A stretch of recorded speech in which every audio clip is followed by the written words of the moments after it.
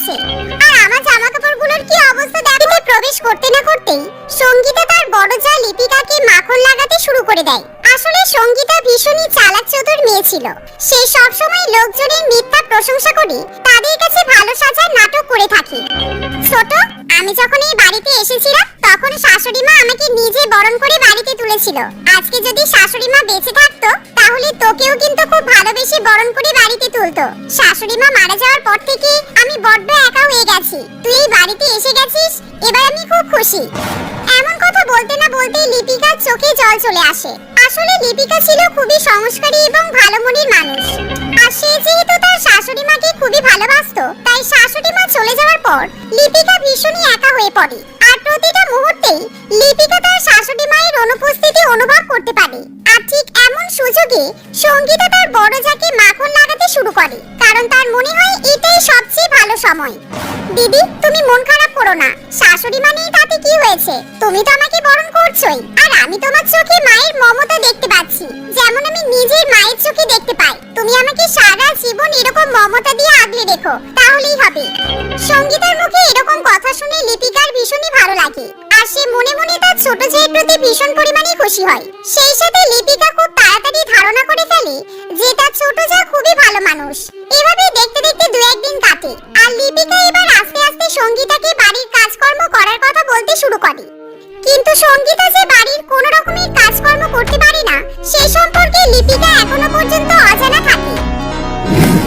সঙ্গীতা, চল তুই আর আমি তাড়াতাড়ি করে রান্নাটা করে নিই। আসলে আজকে রান্নাঘরে যেতে আমার অনেকটাই দেরি হয়ে গেছে।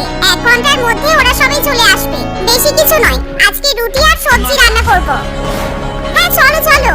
আরে চাপ নিচ্ছ কেন তুমি? দুজনে মিলে রান্না করব, 1 ঘন্টার মধ্যেই রান্না হয়ে যাবে। আমি থাকতে তুমি টেনশন নেবে কেন? এই বলে সঙ্গীতা তার বড় জায়ের সঙ্গে রান্নাঘরে যায়। কিন্তু সঙ্গীতা বাড়ির কোনো রকমের কাজকর্ম করতে পারে না। তবুও সে এমন ভাবসাব বজায় রাখে যেন সে বাড়ির কাজে একেবারেই ওস্তাদ। ছোট, তুই এক কাজ কর, তুই সবজিগুলো কেটে নে, আমি ততক্ষণে আটা মেখে নিচ্ছি। তারপর তুই একদিকে সবজি বসিয়ে দিবি আর আমি রুটিগুলো বেলে সেঁকে নেব। এই বলে লিপিকা আটা মাখতে শুরু করে দেয়। আর এমন সময় সঙ্গীতা আস্তে আস্তে ফ্রিজ থেকে সবজিগুলো বের করে নিয়ে আসে। আরে দিদি, তোমার হাতে তো দারুণ স্পিড দেখছি। আমার ফ্রিজ থেকে সবজিগুলো বের করতে না করতেই তোমার আটা মাখা হয়ে গেল। তুমি তো একেবারে একাই 100। আমার মাও কিন্তু খুব তাড়াতাড়ি বাড়ির কাজ করতে পারে। আরে না না, আসলে প্রত্যেকদিন একই কাজ করতে হয় তো, তাই আর কি অভ্যাস হয়ে গেছে। না গো দিদি, আমি বাড়ির কাজে ভীষণই স্লো। আমাকে আমার মা যদি আটা মাখতে দেয় তাহলে সেই আটা মাখতে আমার তো কমপক্ষে 1/2 ঘন্টা সময় লেগেই যায়। আচ্ছা এক কাজ করো, তোমার তো আটা মাখা হয়েই গেছে, তুমি এবার তাড়াতাড়ি করে সবজিগুলো কেটে ফেলো। তা না হলে আমি এখন সবজি কাটতে গেলে অনেক দেরি হয়ে যাবে। তোমার কাজের স্পিডের কাছে আমি কিছুতেই পাত্তা পাবো না। সঙ্গীতার কথা শুনে লিপিকা খুবই খুশি হয় আর সে নিজেই সবজি কাটতে শুরু করে দেয়। এভাবে লিপিকা কোনো কাজ করতে বললে সঙ্গীতা তার মিথ্যা প্রশংসা করে আর ঘুরিয়ে সেই কাজটা তার বড় জায়ের উপর চাপিয়ে দেয়। আচ্ছা বাবা শোন, তোকে কোনো কাজ করতে হবে না। তুই শুধু রান্নাঘরে দাঁড়িয়ে থাক আর আমার সঙ্গে গল্প কর, তাহলেই হবে। কারণ একা একা রান্না করতে একদমই ভালো লাগে না। তুই দাঁড়িয়ে দাঁড়িয়ে মিষ্টি মিষ্টি গল্প বলবি আর আমি শুনবো। শাশুড়ি মা যখন বেঁচে ছিল আমরা কিন্তু দুজন মিলে একসঙ্গেই রান্না করতাম। এই তো কাজের কাজ হয়েছে।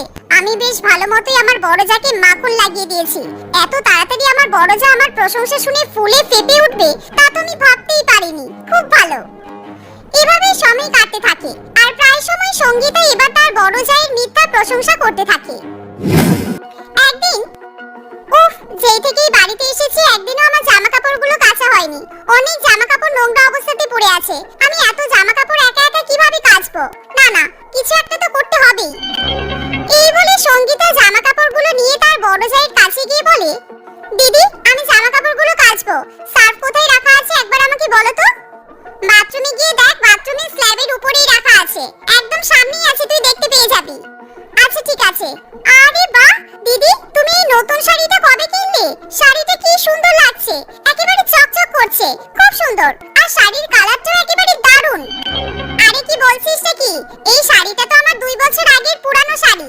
আমি এই শাড়িটা আগেও অনেকবার পরেছি। তোর মনে হচ্ছে এটা নতুন শাড়ি? কেন মনে হবে না বলো? তুমি যদি এত সুন্দর করে কেচে ধুয়ে শাড়ি যত্ন করো তাহলে তো সেই শাড়ি নতুন মনে হবেই। যাই বলো না কেন, তোমার মধ্যে কিন্তু সর্বগুণ আছে।